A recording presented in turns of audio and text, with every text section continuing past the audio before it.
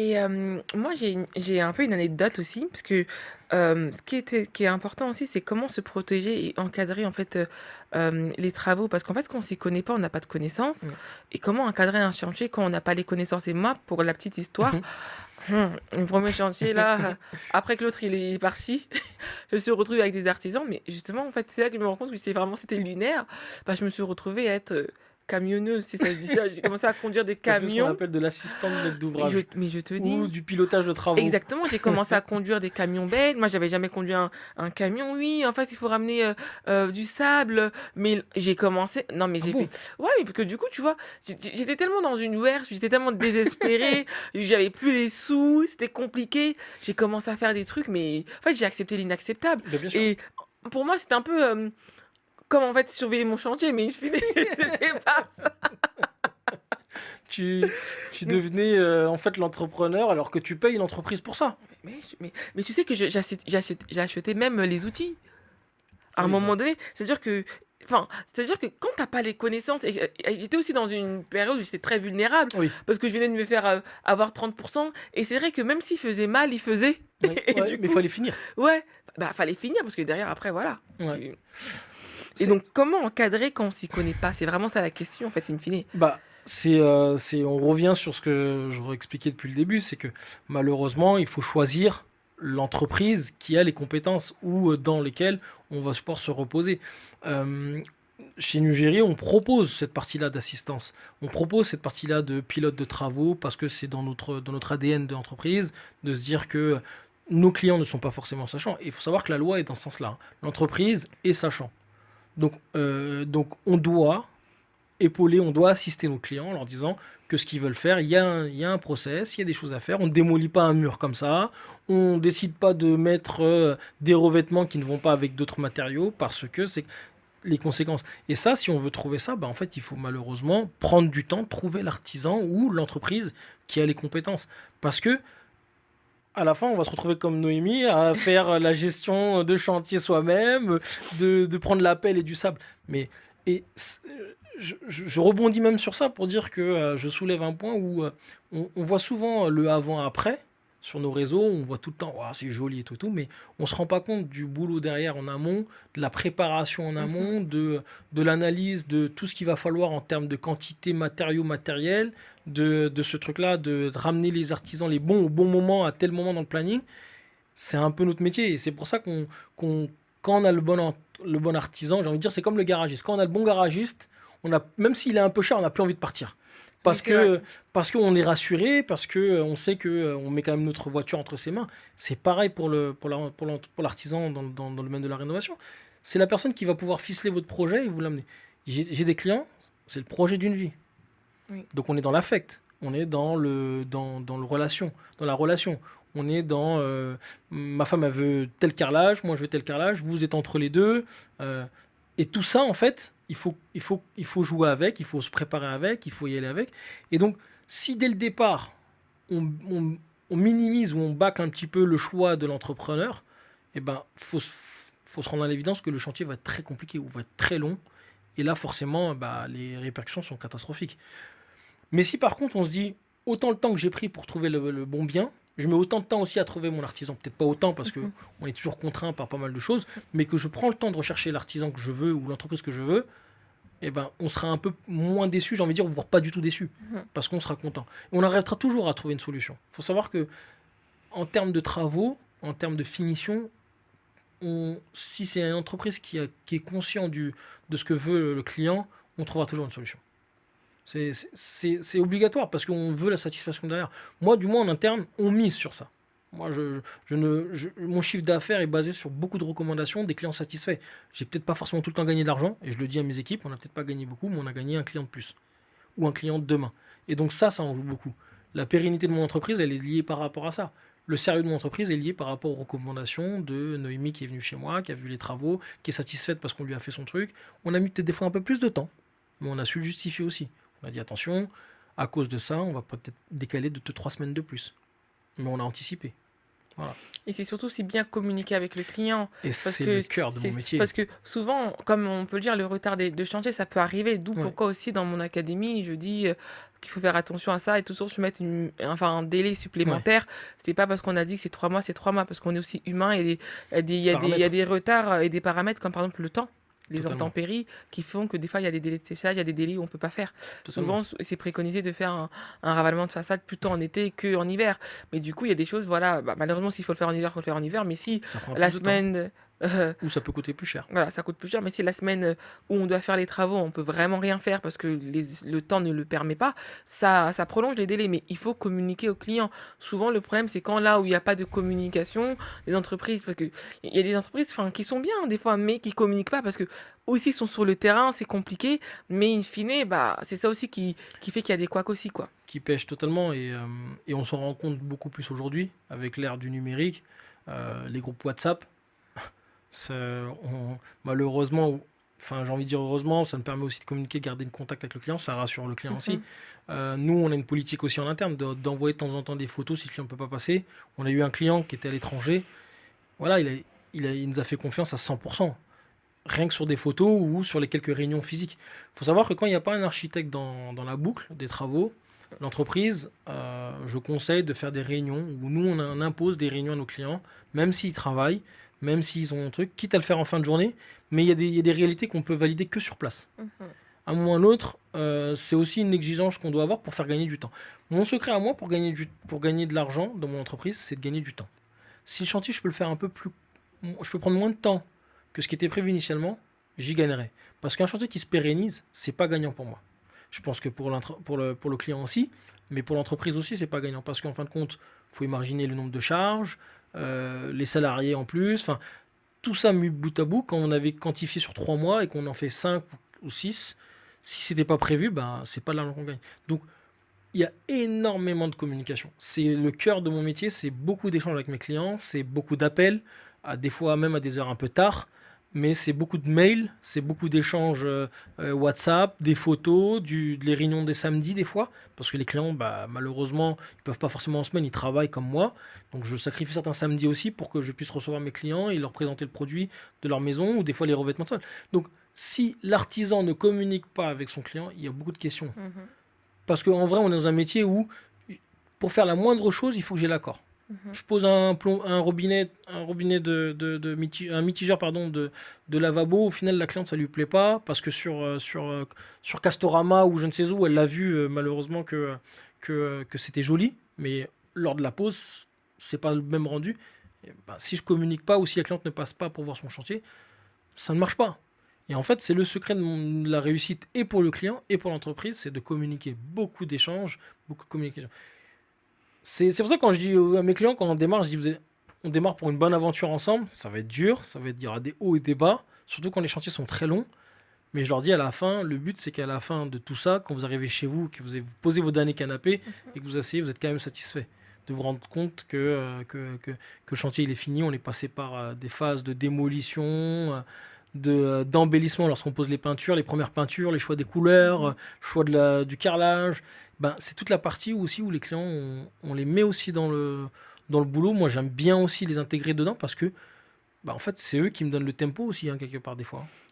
Mais du coup aussi par rapport à ça, parce que comment faire aussi pour que le client, parce que le client il doit être satisfait, mais aussi comment permettre au client de bien lire le devis, parce qu'il faut dire la vérité, c'est pas forcément Ouais. évident. Comment lire, comment comparer, et aussi quels sont les documents légaux obligatoires qu'il faut exiger avant le chantier. C'est ça Mm. qui est important, parce que on parle d'arnaque, de malfaçon, mais en fait dès le début, tu aurais déjà pu éliminer en C'est fait ça. des entreprises.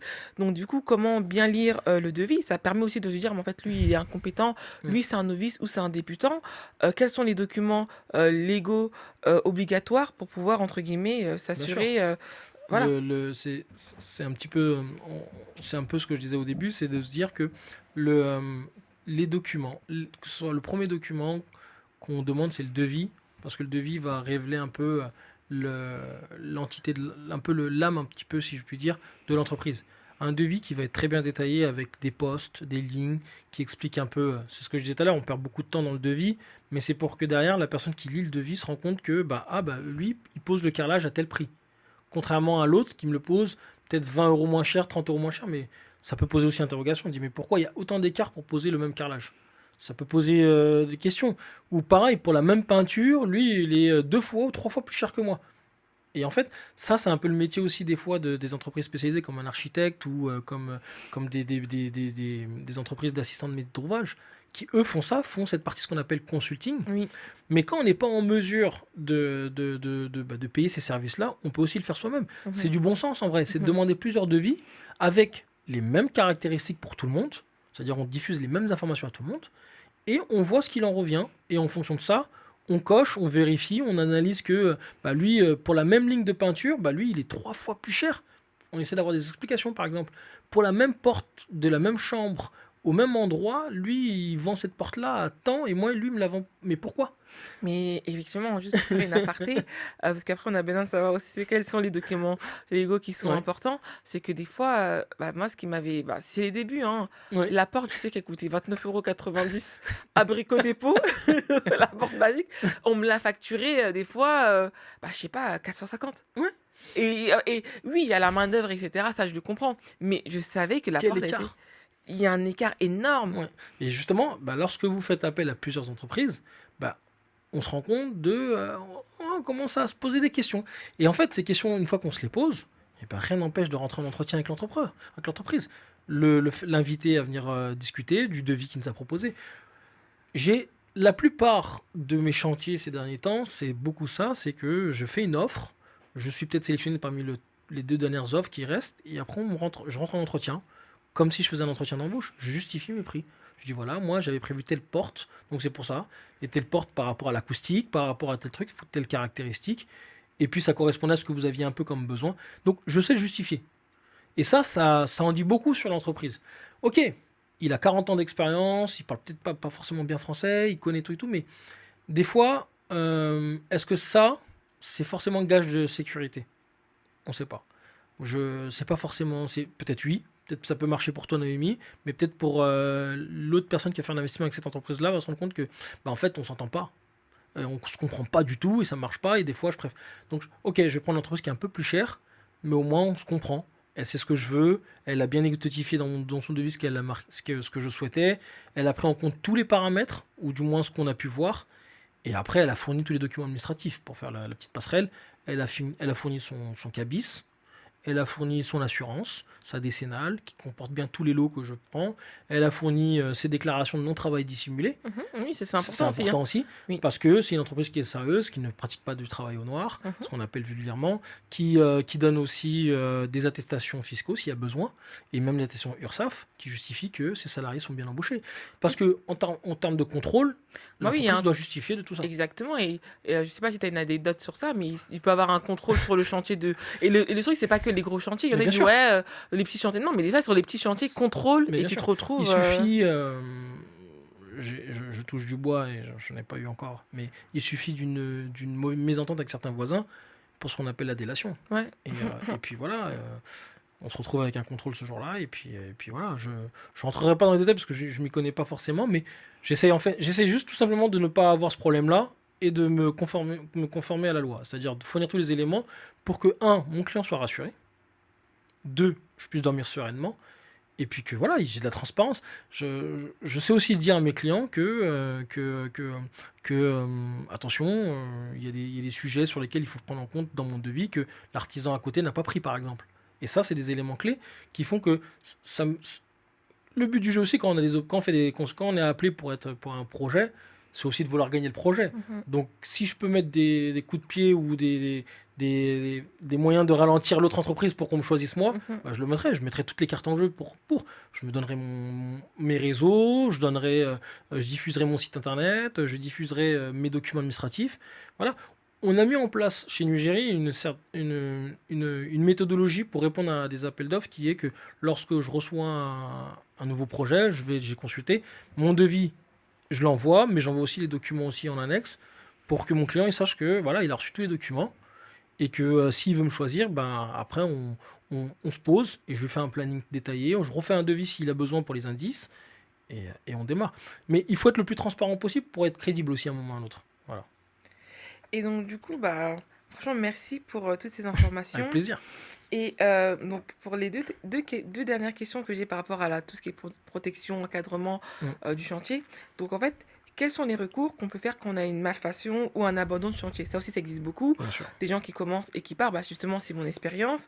Et bah, souvent, ce qui se passe par rapport à mon expérience, qui a été difficile, c'est que jusqu'à présent, j'ai jamais vu la couleur de mon argent parce que, en fait, tous les devis avaient été faits par une entreprise, même si à date, l'entreprise avait été déjà fermée. Ouais, Et ben, entre guillemets, c'est pas en nom propre. Donc, entre guillemets, c'est sur les frais de la société. Bah, si la société, enfin, sur les mm. ressources de la société, si la société, elle a déjà fait faillite, bah, l'argent, voilà, tu peux porter plainte, etc. Mais clairement, ton argent, tu ne verras pas la couleur. Et aussi, expliquer le rôle, bah, je sais l'importance de la décennale et pourquoi elle est souvent négligée dans certaines entreprises, mais elle est très Très importante importante. pour les investisseurs et aussi les particuliers qui font appel justement à des entreprises de bâtiments. Déjà, quand on rencontre ce genre de litige, bah, il faut se retourner vis-à-vis de la justice. Ouais, Ça va demander des frais. Il faut dire ce qui mhm. est. Ouais, c'est ce que j'ai On va fait. faire, on va faire appel à un expert judiciaire. On va appeler, on va faire, Un huissier un pour le huissier pour le constat aussi. constat. Ça, Ouais. c'est les premières choses. Il faut Mm. constater, figer à date l'arrêt, la disparition de l'entreprise avec telle conséquence et à tel niveau de versement qu'il a déjà reçu. Il faut aussi ne pas hésiter à être très transparent, à communiquer, échanger l'envoi, la preuve des envois, des virements, des paiements, même si des fois c'est des fonds propres, et c'est Mhm. pas parce que quand c'est des fonds propres, on fait, on envoie sur certains RIB, enfin des pistes aussi, Et des qui, fois aussi, c'est juste en espèces aussi. en espèces C'est aussi, ça qu'il aussi faut, qui il est. faut limiter ça, voire même pas en faire parce que légalement on n'a pas le droit, et tout simplement s'orienter vis-à-vis de la justice. Parce qu'en fait, plus vous avez d'arguments qui prouvent que l'entreprise est malhonnête et vous a volé tout simplement votre argent, mieux ce sera pour que la justice puisse trancher et mandater un expert. Il faut savoir aussi qu'il y a des frais qui vous seront incombés parce que c'est vous qui faites appel à la justice et que vous prenez, il y a des avocats spécialisés aussi pour ça dans le domaine du bâtiment qui, eux, maîtrisent ces sujets-là, donc savent, surtout quand les entreprises ont des fois aussi double entité, donc ils peuvent avoir une entreprise, mais en avoir deux autres, et on sait aussi retrouver la personne concernée. Donc la justice est là pour ça. Mais après, concernant cette partie de l'assurance, l'importance de l'assurance à ce niveau-là, c'est tout simplement se dire que s'il y a un pépin, tout le monde est assuré. Mm. D'où l'importance de l'assurance, de vérifier que l'entreprise est bien assurée, parce que effectivement l'entreprise ferme la boutique, il faut savoir qu'elle a cotisé, donc vous avez droit à faire appel à son assurance. Mhm. Surtout si vous avez été une opération qui a été couverte par l'assurance de l'entreprise, c'est d'autant plus important, parce que ça vous permet, même en cas de problème ou de litige où l'entreprise n'existe plus, de vous retourner vis-à-vis de son assurance. Parce que l'entreprise a cotisé avec cette assurance. Donc votre assurance à vous se retournera vis-à-vis de l'assurance de l'entreprise qui n'existe plus pour la mandater, pour faire l'expertise et vérifier qui de droit doit payer les travaux de réparation. Donc il est important à ce niveau-là, rien que pour ce niveau-là, de vérifier que l'entreprise est assurée. Et ça, c'est l'une des clés qui vous permet déjà de déceler un petit peu sur pas mal de paramètres que l'entreprise qui est là, bah, elle est soit bancale, comme on dit vulgairement, ou elle est très professionnelle. Et ça en joue beaucoup. Je pense que tous ces petits conseils qu'on s'est donnés là, avec un peu de recul, on se rend compte que, ah, bah en fait, c'est pas si compliqué que ça, si je peux me permettre. Il y a des petits conseils qu'on s'est donnés Ah oui, aujourd'hui, bah, qu'aujourd'hui permettront à toute personne demain de se dire, bon, ok, j'ai compris, il y a ça, ça, ça, et donc déjà, ça permettrait de filtrer. mais c'est vraiment des très bons conseils parce qu'en fait, in fine, quand tu regardes, c'est beaucoup de bon sens. C'est aussi pas avoir les yeux plus gros que le ventre. Exactement. C'est pas de se dire, ok, de pas voir surtout au moins cher. Parce que dans la communauté, des fois, Le moins on va cher. le moins cher, c'est qu'on cherche pas à comprendre, mais non, c'est l'objectif. Des fois, c'est pas parce que c'est moins cher que ça veut dire que c'est forcément bien. Et justement, des fois, comme on dit, si c'est trop beau, enfin, si c'est trop beau, c'est qu'il y a quelque chose Mais bien sûr. qui ne va pas du tout. Et oui, en fait, quand je regarde quasiment tous les conseils que tu as dit, aujourd'hui, ça prend sens parce que maintenant, j'ai gagné de l'expérience. Mais à l'époque, en fait, enfin, j'aurais aimé en fait savoir tout ça. Ouais. J'aurais aimé savoir tout ça et voilà, j'ai toujours pas vu la couleur de mon argent. C'est quand même gourmand, hein, c'est quand même, Ah j'ai oui, quand même mal in je m'en fine doute. parce que tu te dis, bah, ça reste quand même de l'argent, personne n'aime perdre de l'argent. Mais non, je vais quand même parler d'un sujet Ah, qui fâche en tant que femme. En tant que femme, bah, souvent, bah, dans le bâtiment, on n'est pas respecté. Moi, clairement, c'est très difficile de se faire respecter en tant que femme. Bah, les artisans souvent, bah, ils nous minimisent, ils se payent un peu nos têtes. Bah, comment, en fait, quand on est investisseuse, pardon, c'est parfois difficile, entre guillemets, de se faire respecter sur les chantiers, de se faire comprendre. Bah, souvent aussi, quand on parle de gonflement des devis, on part du principe que Mm. tu t'y connais pas en tant que femme. Donc là, ça y va, etc. D'où pourquoi moi, je te dis la vérité, au lieu de faire du shopping à Zara et de faire du lèche-vitrine à Zara, mais non, mon passe-temps favori, c'est d'aller sur Brico Dépôt, Leroy Merlin, enfin, toutes ces grosses structures, entre guillemets, du bâtiment pour voir les prix, pour comprendre, de discuter avec les gens sur place, pour pouvoir avoir de plus en plus de connaissances, parce que souvent, on se paye notre tête et bah, tu te dis, mais en fait, mon coco, aujourd'hui, je comprends qu'on a des fois qu'il y a des gens qui disent aussi, bah, soit quand c'est trop alléchant non plus, Oui, ou quand c'est trop surgonflé, parce que des fois aussi, c'est ça, hein, c'est ça aussi. non, on sous-évalue le prix ou surévalue le prix d'une prestation. Et donc, du coup, c'est surtout parce qu'on est une femme et on se dit, voilà, de toute façon, elle ne connaît rien, dit rien. Et ben, des fois, on va te mettre, et moi, ça m'est déjà arrivé, on va te mettre un parquet, vraiment, c'est le moins cher, et on va te le facturer comme quelque chose de vraiment Ok. qualité premium ou qualité au moins moyenne, alors que c'est pas du tout ça, quoi. Donc, tout ça, on sait comment faire en tant que femme. Vraiment, là, je te demande un conseil de comment on peut, entre guillemets, se faire respecter et aussi ne pas se faire arnaquer en tant Ouais. que femme, surtout si on est souvent des victimes, parce que quand on est un homme et tout, souvent, bah, de homme à homme, il y a aussi ce rapport de force, Force. etc. Mais quand t'es une femme, le mec il dit, bah vas-y, enfin, si tu parles trop de ma tête, ça peut Oui.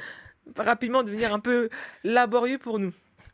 Euh, le premier conseil que je peux donner, si je peux me permettre, c'est de se dire que il faut se remettre dans la bonne posture, qui est de se dire je suis la cliente. Première chose. Déjà, je pense qu'il y a des manières de rappeler à l'artisan ou à l'entreprise que je suis un peu le client et c'est un peu moi qui, tout simplement, qui décide du projet. Donc, c'est le premier conseil que je vais dire. Et comment le faire rappeler? C'est de temps en temps recadrer les discussions, prendre le temps de discuter avec l'entrepreneur, l'artisan, lui rappeler que, mon ami, je suis peut-être une femme, mais c'est moi qui finance le projet. Voilà, très clairement. Et sans forcément rentrer dans le conflit, je Mhm, pense qu'on peut toujours dialoguer. Quand on choisit un artisan, c'est parce qu'au début, il a quand même pris le temps de discuter avec soi. mhm. Donc, je pense que le premier conseil que je donnerais, c'est à ce niveau-là. C'est de se dire, ok, je suis peut-être une femme, c'est peut-être bizarre pour toi, ou je ne sais quoi, ou peut-être que c'est un peu surprenant, que c'est moi qui gère tout, mais c'est mon projet, je sais où je veux aller, je sais comment le mener. Donc, le premier rapport de force, il est à ce niveau-là. Je demande autant de respect que si c'était un homme. Tout simplement en rappelant que je suis le client, je prends la dernière décision sur tel choix, tel produit, tel truc et tout, parce que je le veux, tout simplement. Et je pense que ce conseil-là, même si on tombe sur l'un des plus machos qui existent, ou l'artisan le plus décomplexé et qui ne veut même pas entendre quoi que ce soit, il va se le rappeler naturellement parce que c'est la personne qui paye. Mm. La personne qui paye, c'est elle qui décide aussi un peu. Voilà. Elle décide à quel niveau, parce qu'elle t'a choisi, parce que c'est toi qui va faire le parcours avec elle. Et ça, il est important de le rappeler que l'artisan, il est là, il accompagne sur le projet, il est avec toi, il te guide et tout, mais quand il y a des choix, il te pose les questions des choix, il n'y a personne d'autre qui va répondre à tes questions parce que c'est moi qui choisis, en gros, si je puis dire. Et ça, c'est un des conseils que j'ai déjà vécu, en rappelant aussi à ma cliente que, bah, en fait, si elle ne tranche pas, on ne peut pas avancer, par exemple. Si elle ne décide pas rapidement, sans mettre trop la pression, bah, elle ne peut pas rappeler. Et naturellement, ça se fait. Il y a des artisans qui vont vouloir un peu, peut-être jouer la carte elle n'y connaît rien. C'est vrai, elle n'y connaît rien. Mais malheureusement ou heureusement, tu es là pour l'aider à ce qu'elle fasse le bon choix, sans forcément la fausser. Et de la posture de la cliente, à la place de la cliente, c'est de se rappeler que je suis à l'origine du projet, l'artisan il est là parce que je l'ai choisi, donc naturellement, je dois aussi m'imposer. Ça va être la difficulté, surtout si on n'a pas l'habitude ou de ne pas vouloir trop déranger. Il faut se rappeler que c'est son projet, hein. C'est le tien, c'est le projet des fois d'une vie.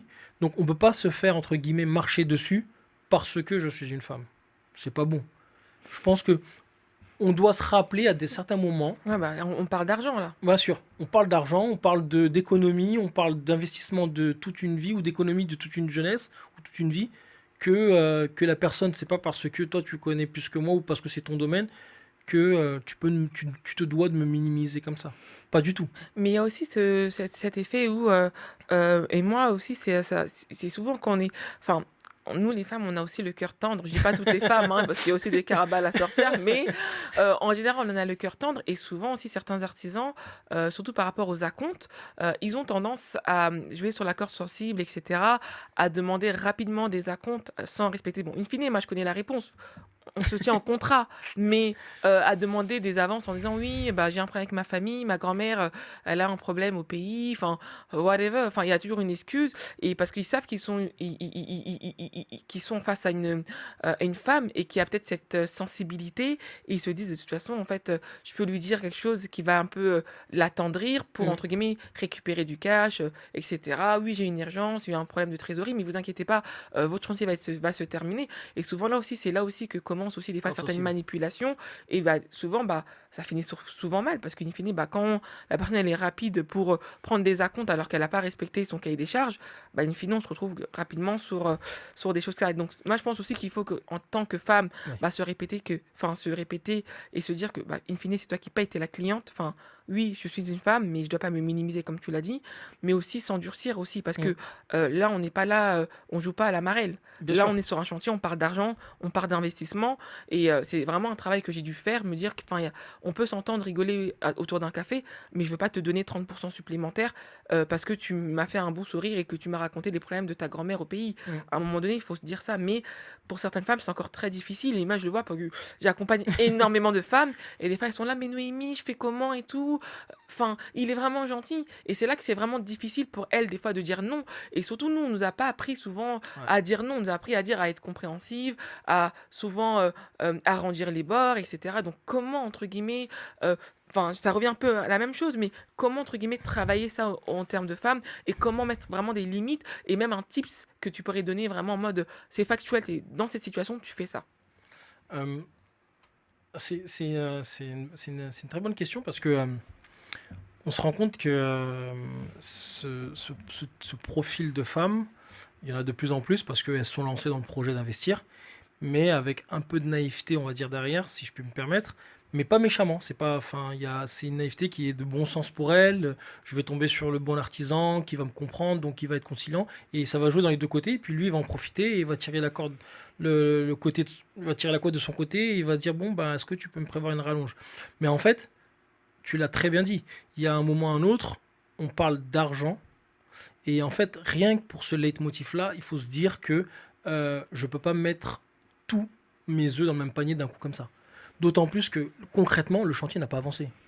Donc, à un moment ou à un autre, il faut se fortifier aussi, comme on s'est fortifié pour créer le projet. Quand on a démarré le projet, on s'est motivé dans la démarration du projet, rechercher le bien, trouver les banques qui vont financer, vers le montage et tout et tout. Autant dans l'étape des travaux, c'est le même principe, c'est la même chose. L'artisan qui est face à soi, je veux bien avoir toutes les misères du monde, je veux comprendre toutes les misères du monde, je peux comprendre toutes les galères du monde, mais à un moment ou à un autre, factuellement, mon chantier n'a pas avancé. Ou, si je suis à tel niveau de chantier, on ferme les vannes. On ferme les vannes. Je dis, et si je peux donner un conseil, et je vais tirer un peu d'une balle dans ma profession, mais la compte, ce n'est pas 30% obligatoire. La compte est un accord entre le client et l'entreprise. Il y a du bon sens dans un acompte. Un acompte sert à lancer les commandes et à pouvoir démarrer. L'acompte ne permet pas d'avancer les travaux. L'acompte permet de lancer les commandes. C'est-à-dire que quelqu'un qui vient avec 50% d'acompte, il faut lui demander qu'est-ce qu'il va acheter avec 50% d'acompte pour démarrer. Ouais, très bonne question. Il faut lui demander. Parce que en vrai, quand on démarre, soit il y a de la démolition, soit il y a des fournitures à commander, ok. Sur le prorata du devis, on se rend compte qu'en termes de fourniture, rapidement, bah, on a peut-être les gébérites à acheter pour les toilettes suspendues, on a peut-être des vasques, on a peut-être le bac à douche dans un premier Mhm. temps, peut-être des cloisons, mais on se rend compte que le lot cloison, c'est peut-être même pas 5%, 10% Mhm. de ma rénov. Donc pourquoi 30%, 40, 50%? Qu'est-ce qui justifie? C'est un arrangement qu'on a avec la cliente. On dit voilà, moi là, les premiers mois, je vous demande 30. Pourquoi? Mhm. Parce que la prochaine situation se fera à l'avancement réel, par exemple. J'aime bien dire à mes clients, je demande 30% à moi d'acompte, mais après, j'étale mes situations par rapport à un avancement réel. Mhm. Et c'est le petit conseil que je vais donner aussi, c'est de se dire, ok, je vais donner 30% ou 20 ou 10%, et on fait une situation peut-être toutes les semaines, ou toutes les 2 semaines. Il y a un- j'ai un architecte avec qui je travaille, avec qui on passe, avec qui on travaille, avec qui on partage nos locaux, la pépinière d'entreprise à Versailles, où lui, il a mis comme principe que sur des grosses opérations, il n'y a pas 30% d'acompte, il y a 10%. Par Mm. contre, ayant des réunions tous les 2 semaines ou tous les 10 jours, ben, on fait une situation à l'avancement tous les 10 jours. Mm. Comme ça, l'artisan, il est payé régulièrement, en petite quantité, mais régulièrement. Et il n'est pas payé au bout d'un mois une grosse somme. En fait, on étale les paiements pour qu'il ait toujours de quoi pouvoir travailler, mais à un avancement réel. Et si je peux donner un conseil sur cette situation-là, c'est devient catastrophique, le chantier, bah, il a pas avancé, l'artisan commence à pleurer parce que ceci, cela. On fait un stop, on se fait une bonne réunion, on dit qu'est-ce qui se passe. Ok. Et jusqu'où. Moi aujourd'hui, j'ai décaissé tant, je ne peux pas faire de rallonge tant que je ne vois pas d'avancement. Est-ce que mes commandes sont bien arrivées? Qu'est-ce qui empêche de demander la preuve des commandes? C'est ça. J'ai des menuiseries à poser par exemple. Qu'est-ce qui prouve que vous avez commandé les menuiseries? Est-ce que je peux voir? Et sans t'interrompre par rapport à ça, il y a aussi le fait aussi, par exemple, tu sais, il y a des choses qui peuvent vraiment carrément doubler ou tripler ton Mais bien sûr. devis. Par exemple, les menuiseries. En fait, il y en a qui vont te vendre, entre guillemets, des menuiseries sur mesure, alors que c'est juste du standard. Et entre Exactement. guillemets, je suis désolée, bah, la fenêtre, il y a des fenêtres à 150 euros, 200 euros. Qu'est-ce qui Et là, justifie? tu me fais une fenêtre 1500 euros, 2000 Pourquoi? euros. Donc, à un moment donné, il faut arrêter. Enfin, il y en a des fois, c'est justifié parce qu'il Oui. y a certaines configurations dans certains appartements ou rénovations, Ou la surtout qualité même de la fenêtre? ouais, la qualité de la fenêtre, mais surtout aussi dans les bâtiments Hmm. haussmanniens où c'était vraiment du tailor-made sur mesure. Exactement. Donc ça peut justifier aussi, et la qualité de la fenêtre aussi, qu'est-ce que tu veux mettre. Parce que c'est vrai qu'au bout d'un moment, est-ce que tu veux du double vitrage, triple vitrage? Si tu es dans une rue très passante, très bruyante, Hmm. bah moi, En termes de bruit, oui, voilà. effectivement. Mais il y en a des fois, ça ne justifie pas du Mais tout. et de là, je vais rebondir sur ça parce qu'au final, on revient sur ce que je disais dès le début, c'est qu'on a analysé le devis. On est revenu sur l'analyse du devis, le fameux devis. On a repris les lignes par ligne, on s'est rendu compte que l'artisan, bah, lui, il m'a mis une fenêtre de telle marque, telle qualité, et je peux même demander des échantillons. Je le dis, hein, le but dans les travaux avec la relation qu'on va avoir avec l'entreprise, c'est d'avoir une très bonne communication. Mhm. Si l'entreprise n'est pas en mesure de pouvoir répondre à nos questions, nos interrogations, il faut se poser des questions. Il faut se poser des grosses questions. Et d'autant plus quand elle vient, au bout de 3 semaines d'acompte, demander encore une rallonge, alors qu'on n'a que la démolition qui est réalisée, il faut se poser d'autres questions.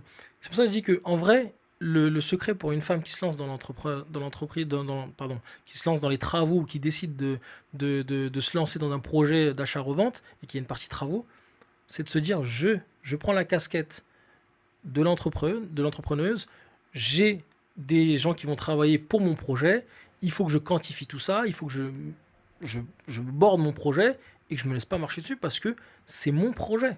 C'est pas le projet de l'entreprise, c'est pas le projet de l'artisan.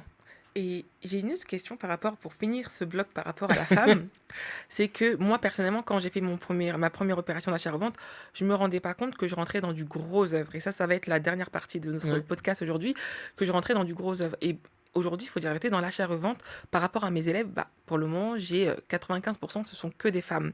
Et il y en a beaucoup, elles ont peur de se lancer dans le gros œuvre parce qu'elles disent elles vont pas gérer, elles voient la maçonnerie, elles voient les étages, la toiture, et elles commencent à paniquer. Mais je pense que, bon, moi personnellement, c'est vrai que je me suis plus ou moins ramassée, mais je me suis rattrapée à la fin sur ma première opération. Mais in fine, quand on commence à avoir des connaissances, on a tous les tips. En fait, la responsabilité ou l'effort ne repose pas sur nous.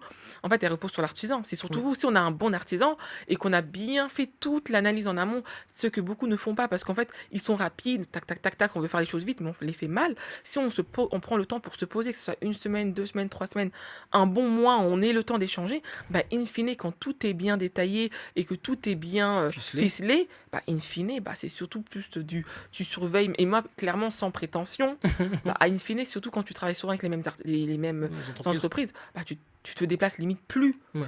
Les photos, etc., ça suffit. Souvent, comme tu dis, tu as des groupes WhatsApp, bah, tout le monde fonctionne comme Bien ça sûr. maintenant, bah, parce que souvent, les gens qui sont en déplacement, tu n'as pas le temps, le boulot, etc. Et ben, tu viens peut-être une fois le mois, mais ça, c'est vraiment les entreprises avec qui tu as Mm. tissé une relation. Bah, souvent, vous filmez vraiment, tu filmes, Bien tu sûr. prends les détails, on a fait ça, on a fait ça. Ça rassure le client, il voit que son chantier, il avance et in fine, on avance, quoi. Bien sûr. Et je vais rebondir sur ça parce que on, on- on se comprend, on comprend la partie gros œuvre, on a peur du gros œuvre parce que, comme son nom l'indique, c'est gros et c'est compliqué et ça inquiète tout le monde. Mais il faut évaluer qu'est-ce qu'on a comme ce qu'on appelle gros œuvre. Des fois, on a juste de la maçonnerie, ça reste du gros œuvre, mais c'est un petit mur à monter ou à démolir. Il faut prendre en compte tous ces paramètres-là et se dire que je peux y aller, mais me faire épauler, c'est encore mieux. Mhm.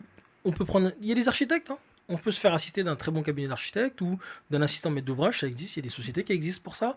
Nous, on le propose en interne chez Numégerie de se faire assister par Mhm. rapport à ces parties-là, Exactement. lancer un bureau d'études pour vérifier que les murs qu'on va abattre, déjà, est-ce que la copro, elle est d'accord avec ça et est-ce que c'est faisable aussi et combien ça va me coûter.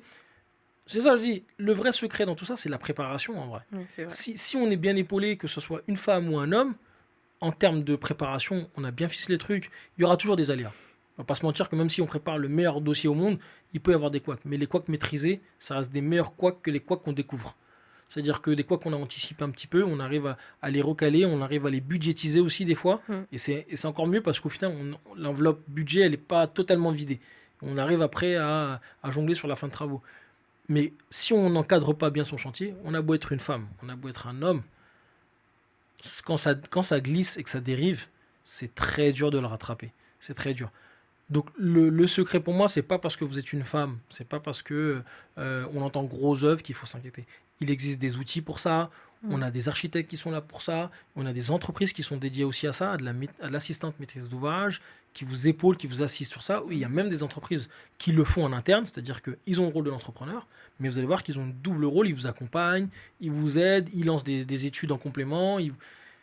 Et en fait, aujourd'hui, on l'a compris. Nous, chez Nugérian, on l'a compris, donc on s'est dit qu'il y a ce besoin-là d'avoir des gens qui ne veulent pas forcément faire appel à un architecte parce qu'ils ont peur, ils ont craint plein de choses, mais pourtant ils ont juste besoin qu'on les assiste. C'est-à-dire qu'on fasse un peu plus que des simples travaux ou juste faire nos travaux. On les Mhm. assiste Ouais. du début jusqu'à la fin. C'est-à-dire que même sur la partie études, on leur dit voilà, attention, là il y a deux trois murs importants, il faut mieux lancer une étude avec un bureau d'études, ça coûte tant comme budget en moyenne, vous le prévoyez dans votre dossier, et quand vous faites vos calculs, vous vous rendez compte que bah, vu les travaux, vu les études, est-ce que ça vaut le coup de faire les travaux sur ce projet-là, peut-être chercher un autre projet.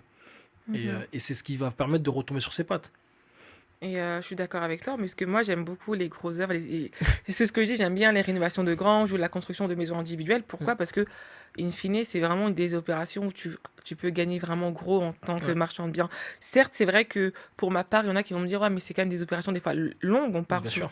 Souvent on part sur une année, hein, pour être réel, on part sur une année des fois de travaux. Mais in fine, des fois je préfère faire une année et avoir un bon montant à la fin Mm. que de me retrouver sur des petites opérations où tu grattes des 20, 25, 15 000.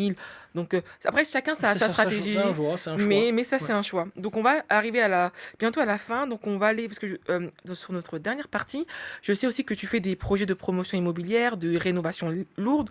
Donc je voulais savoir quelles sont les vraies contraintes à anticiper quand on fait de la promotion immobilière. C'est une activité qui est très intéressante parce que souvent, bah, in fine, quand on est marchand de biens, quand on commence à faire des rénovations de granges, des maisons individuelles, c'est des petits projets. In fine, c'est souvent la promotion immobilière que on vise. Et la promotion immobilière, bien évidemment, c'est pas le marchand de biens qui va construire. On fait toujours appel à une entreprise de bâtiment connue et reconnue et qui est compétent pour faire ce type de projet. Donc, quelles sont les vraies contraintes anticipées et quels sont les conseils que tu donnes à ceux qui visent, entre guillemets, Les à gros projets. terme, ce type de projet, les Ouais. rénovations lourdes, tout simplement? Sur les rénovations lourdes, moi, et je le redis à toutes les personnes en fait, qui se lancent dans la promotion, hein, très clairement, et je les invite à se rapprocher des entreprises qui sont qualifiées pour.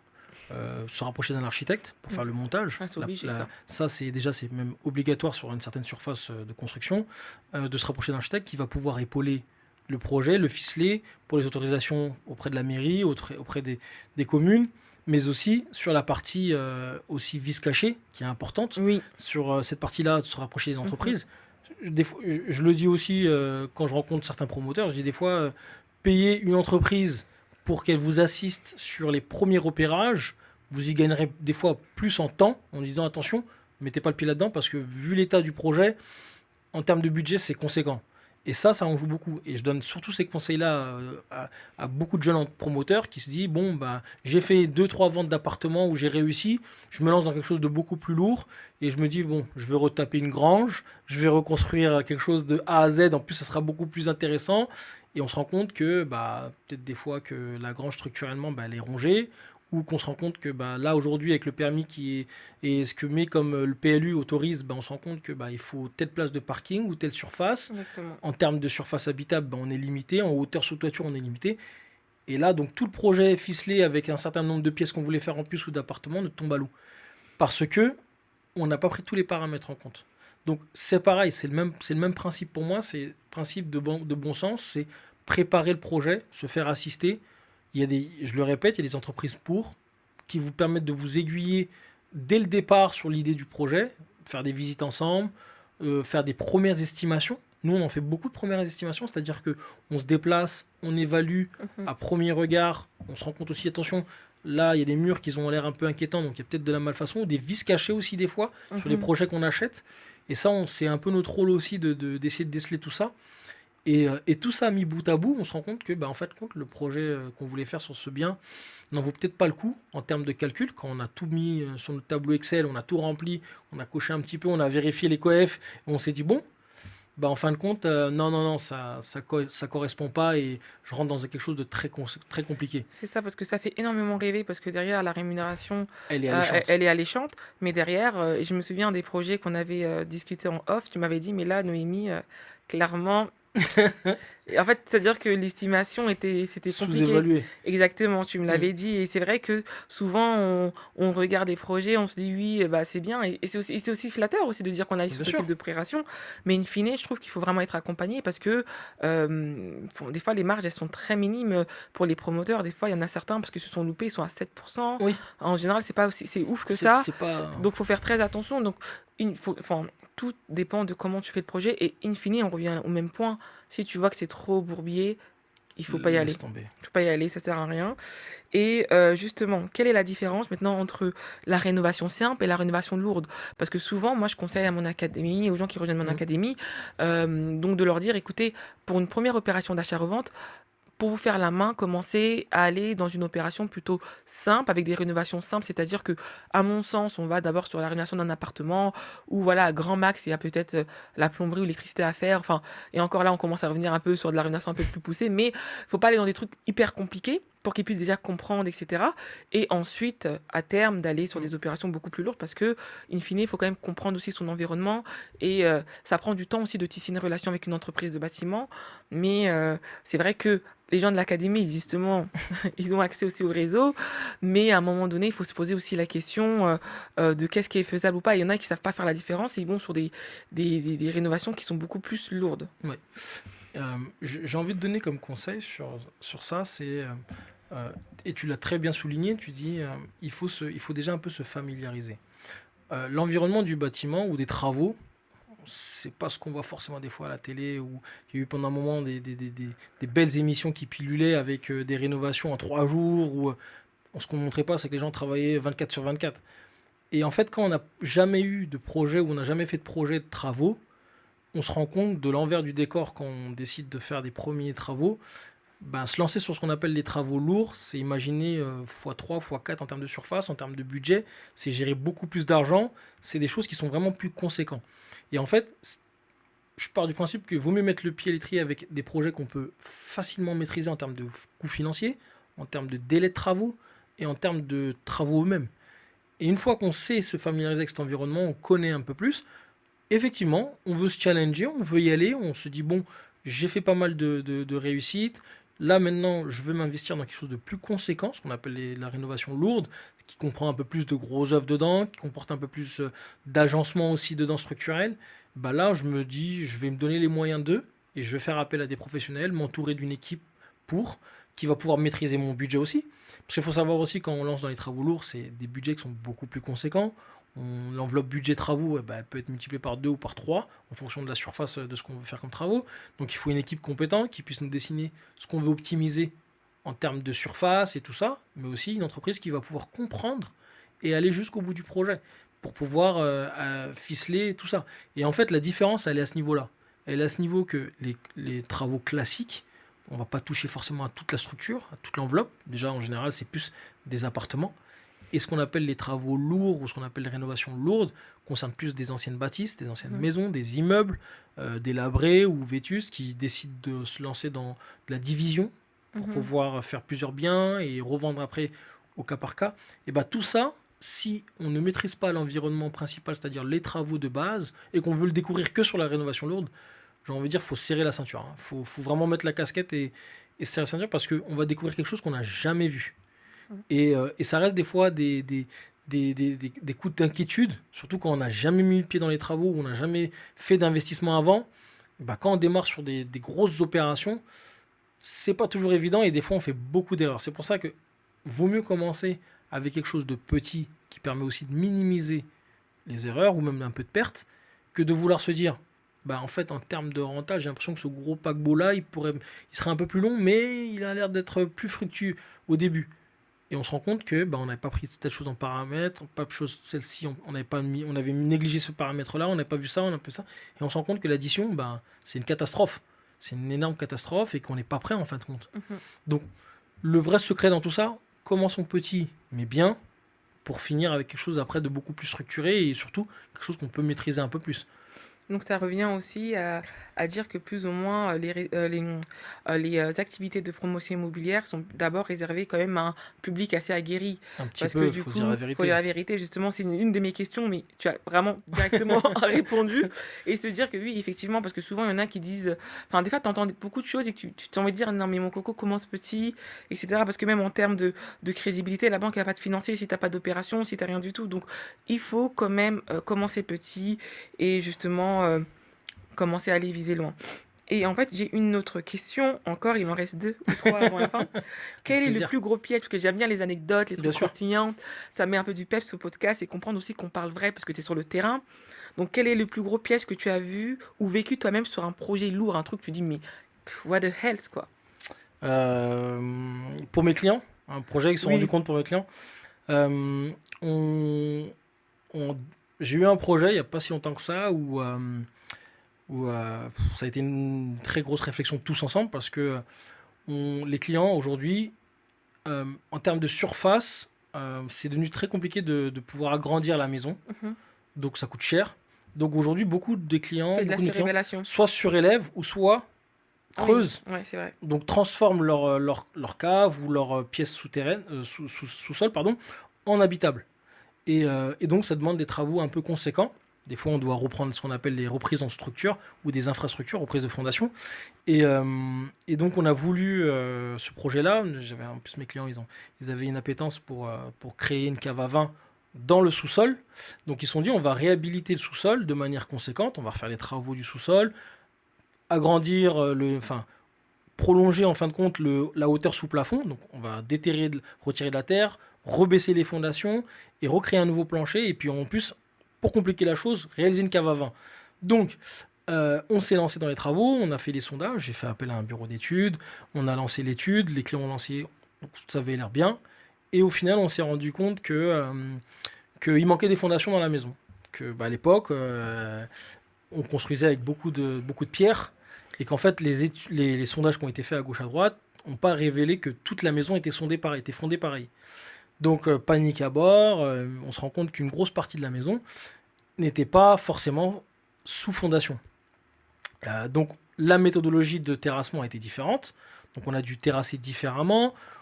Forcément, ça a un impact budgétaire pour mes clients. Ils se sont rendus compte que n'ayant pas la même méthodologie pour créer les fondations, parce qu'il faut s'imaginer que déterrer sous une fondation, ça se fait pas comme ça. Surtout qu'au-dessus, c'est habitable. C'est-à-dire qu'il y a une maison, il y a tout ce qui va dedans. Il faut sécuriser. Il faut sécuriser. Il y a un peu plus de structure. Et en plus, il y a une cave à vin qu'on doit mettre dans le sous-sol. Donc le bureau d'études est revenu, arrête chantier un petit peu pendant un temps, on refait des études pour vérifier comment on peut reprendre le truc, où faut refonder, où est-ce qu'il faut refaire des fondations. Donc on s'est reposé avec les clients, on a revu la problématique, on a essayé de chiffrer un maximum de choses pour pouvoir reprendre les fondations qui n'étaient pas chiffrées, de quantifier ça rapidement, parce que aussi il faut se dire que le délai de chantier, forcément il se rallonge, toutes les contraintes qui vont avec. Et l'idée aussi c'est de rassurer mes clients en disant bon, l'avantage qu'on a, c'est que étant déjà sur place, certaines lignes de devis ne seront pas applicables. Je ne veux pas refaire une installation de chantier alors que je suis déjà dedans. C'est du bon sens aussi. Et c'est à ce niveau-là aussi que des fois, mais on rassure les clients. ok, il y aura un surcoût parce qu'on découvre des choses, ce qu'on appelle, ce que je disais tout à l'heure, ce qu'on appelle les aléas.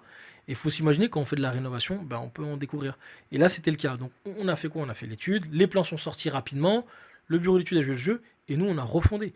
On a remis un peu plus de temps, on a coulé plus de béton, on a repris la méthodologie de réalisation des voiles par passe qu'on appelle les passes enterrées.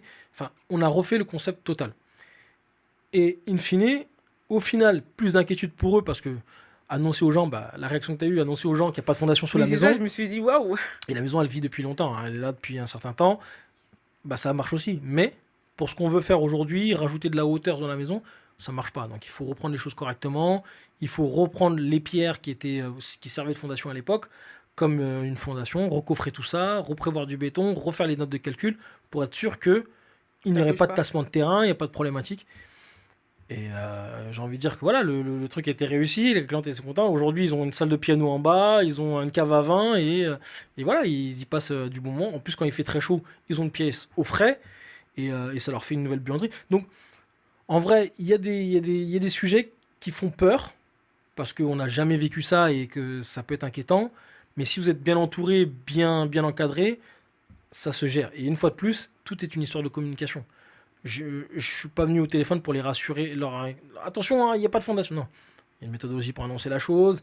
On a fait une réunion de chantier, je leur ai expliqué, je leur ai montré, on leur a rassuré. Et c'est bien passé, c'est du bien pensant. Donc la petite anecdote, c'est marrant un petit peu de le raconter parce que ça fait peur aux gens. Mm.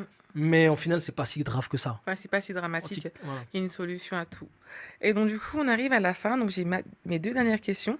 Alors, c'est quoi les 3 conseils concrets que tu pourrais donner à un investisseur pour la gestion de ses travaux sans se faire plumer, bien évidemment, mais tout en payant le prix. On ne dit pas de rabaisser jusqu'à on ne sait pas où. Et justement, voilà, les conseils pour bien gérer ses travaux et une erreur que tu ne referais jamais. Une erreur que je ne referai jamais Oui, en tant qu'artisan. en tant Parce que tu qu'artisan. n'as pas eu forcément une ligne. Ah oui, non, pas du tout. Alors, les conseils que je peux donner déjà pour un investisseur, c'est de se dire que faut dissocier le bien euh, comme un bien vraiment d'investissement. Dès lors qu'on fait bien la distinction, on va réfléchir différemment sur l'environnement des travaux. On va se dire que le but pour moi, c'est de faire des travaux qui soient remis aux normes avec un vrai cachet pour pouvoir le vendre rapidement. On n'est plus sur le deal de se dire je vais y habiter, je vais faire mon premier gros achat pour moi et tout et tout. Je veux vraiment faire des travaux pour maîtriser mon coût. Donc je ne veux pas faire des travaux qui me permettent que de faire plein de projets parce que j'ai envie de mettre plein de goûts, plein de choses à ma sauce, comme si je puis dire. Oui, parce que souvent, il y en Souvent, a, ils oublient, enfin, si je peux me oui, permettre, c'est souvent, il y en a, ils oublient que c'est un investissement, tu dois être rentable. Et quand on exactement. fait des travaux, bah, il y a certains matériaux que tu ne peux pas mettre parce que du coup, Exactement. ça montre clairement le coût. Faut faire bien, de qualité, mais il faut être raisonnable. Il y a une balance à faire de Mais ce côté-là. totalement. Et à ce niveau-là, c'est ce que je pourrais donner comme conseil, c'est de dissocier déjà cette partie-là. Une fois que ça c'est bien dissocié, l'entrepreneur qui va opérer sur le projet, euh, il est un petit peu dans le devoir de vous dire attention, il y a des choses qui sont plus aux normes, et ça c'est le point important. Je pense que dans les premières lignes des travaux à voir, c'est voir la conformité du bien qu'on Mhm. va revendre, pour pouvoir déjà le mettre en avant aussi, lancer les plus-values, lancer de se dire que c'est un projet qui a été remis aux normes en termes de vitrage, en termes d'isolation, en termes d'électricité ou même en termes de plomberie. Et deuxième chose, se maîtriser sur l'envie de ce qu'on veut rénover. Si on maîtrise l'environnement qu'on veut rénover, on va pas faire forcément de gros travaux, mais on va faire des travaux intelligents pour pouvoir revendre intelligemment. Pardon. Et ça, c'est déjà aussi des petits conseils qui font que, en termes du choix d'entreprise, ça va vous permettre aussi de déceler et surtout, ça va être une manière de faire de la rentabilité facilement. Voilà. Maintenant, pour ma question C'est la petite question de la fin, quand même. tu peux Les erreurs que tu ne ferais plus jamais. alors, les erreurs que je ne referai plus jamais. Alors, il y en a plein, mais il y en a une que je dissocie pour me faire gagner du temps. Quand je sais que les clients décident d'appeler une entreprise pour une estimation, un préchiffrage pour avoir un budget ou pour avoir ne fût-ce qu'un coût auprès de la banque, ou pour avoir un crédit auprès de la banque, je me déplace plus forcément. Je sais aujourd'hui avec un peu d'expérience comment rationaliser un chiffrage, comment optimiser Mhm. mon temps pour que mon devis soit cohérent avec ce qu'elle veut faire comme travaux en termes Mhm. de surface, en termes de projet, mais surtout aussi pour qu'on y gagne tous du temps. Mhm. L'agenda de l'agent IMO pour vous ouvrir l'appartement, l'agenda de la cliente parce que des fois elle travaille, mon agenda, synchroniser des fois 3 agendas pour voir un appartement qui fait 25 mètres carrés avec lequel le coût travaux, je sais le voir sur quelques photos. Ça, c'est l'un des premiers conseils qu'aujourd'hui je ne refais plus. Avant, quand on a commencé, je me déplaçais à tous mes rendez-vous. Tout, tout, tout, tout, tout. Et même ceux qui ne donnaient pas forcément lieu à un vrai projet parce qu'au final, ils n'avaient même pas signé de compromis. Donc, en Ouais, vrai, c'est de la perte de donc temps. c'est beaucoup de perte de temps.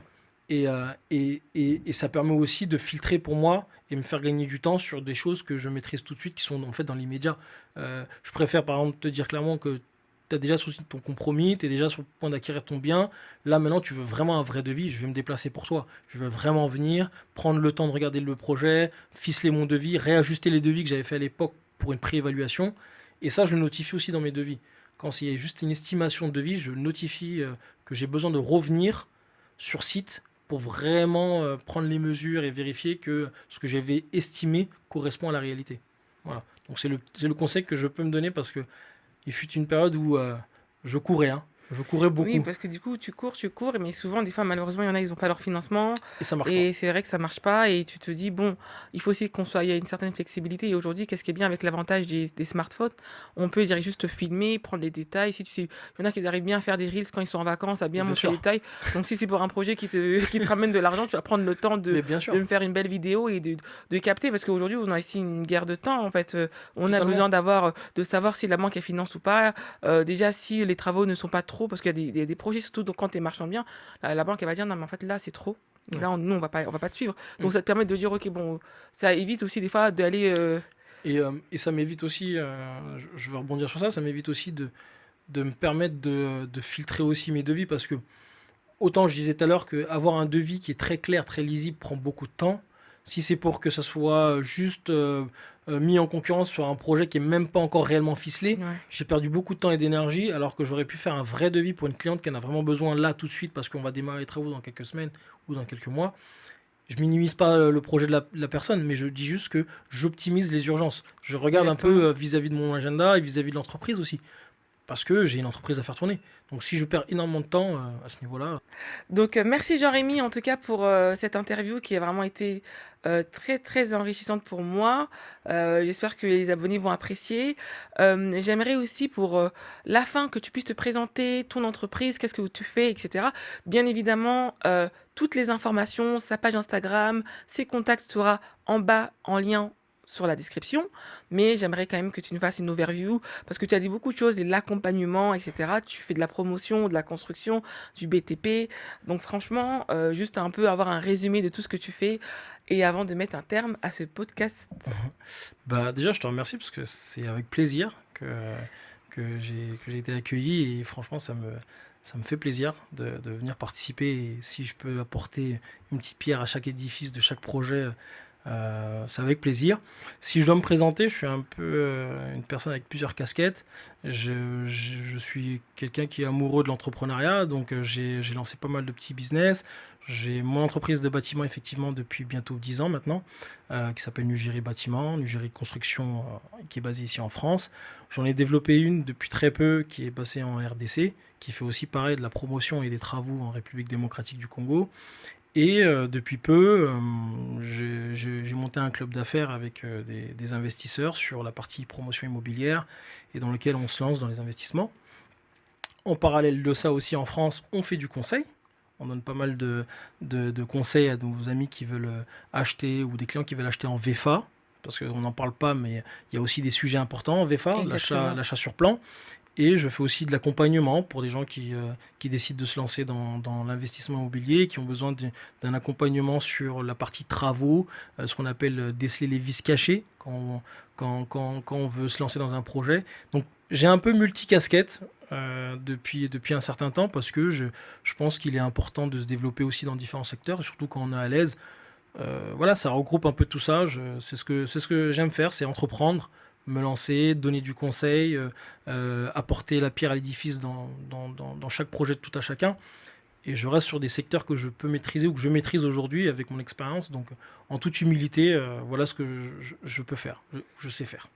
Voilà. Donc franchement, merci pour cette présentation. Donc en tout cas, moi, pour ceux qui me connaissent, bah, j'accompagne, entre guillemets, les élèves à gagner beaucoup d'argent grâce à la méthode de l'achat-revente. Donc j'ai mon académie. Donc si vous avez beaucoup d'informations, n'hésitez pas, ils sont en barre de description. Et vous pouvez me retrouver sur Instagram, TikTok, acheter, rénover, revendre. En tout cas, merci d'avoir suivi cet Merci à épisode et toi. à très bientôt. Bye bye.